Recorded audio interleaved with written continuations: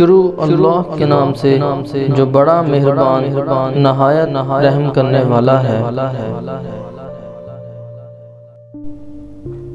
ہم زیادہ تر ناک کے ذریعے سانس لیتے ہیں اور اس دوران ہم جتنی بھی ہوا سانس کے ذریعے اندر لے جاتے ہیں ہماری ناک اس کو صاف کرتی ہے۔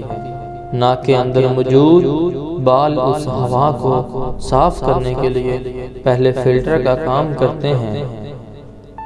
ہم نے عموماً دیکھا ہے کہ لوگ ناک کے بالوں کو ایک چمٹی کے ذریعے اکھاڑتے ہیں۔ یہ طریقہ آپ کے لیے بہت خطرناک ثابت ہو سکتا ہے۔ ہم نے دیکھا ہے کہ ویب سائٹ بزنس انسائیڈر نے ایک ویڈیو شیئر کی تھی جس میں نیو یارک یونیورسٹی کے ماہر امراض ناک کان گلا ڈاکٹر ایرک وائٹ نے بتایا کہ ناک کے بالوں کو چمٹی سے اکھاڑنا کس قدر نقصان دہ ہو سکتا ہے۔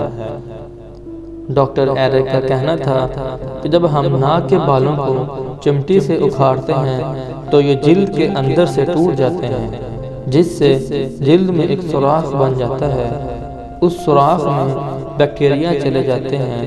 جیسا کہ آپ جانتے ہوں گے کہ بال اکھاڑنے سے بعض اوقات معمولی سا خون بھی نکل آتا ہے۔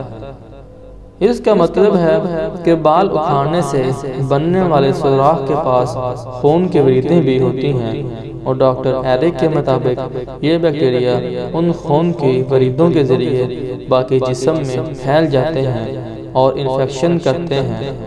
بالخصوص ناک کے بالوں کے اکھاڑنے سے بننے والے سوراخوں کے ذریعے جسم میں سرایت کرنے والے یہ جراثیم اور بیکٹیریا دماغ کی جھلی کے ورم اور دماغ کے ٹیومر کا باعث بنتے ہیں۔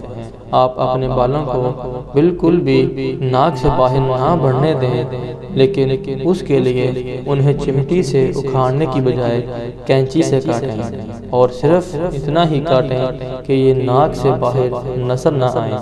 ناک کے اندر تک بالوں کو کاٹنا بھی کئی بیماریوں کو جنم دیتا ہے کیونکہ اس سے اندر جانے والی ہوا بہتر انداز میں صاف نہیں ہو پاتی۔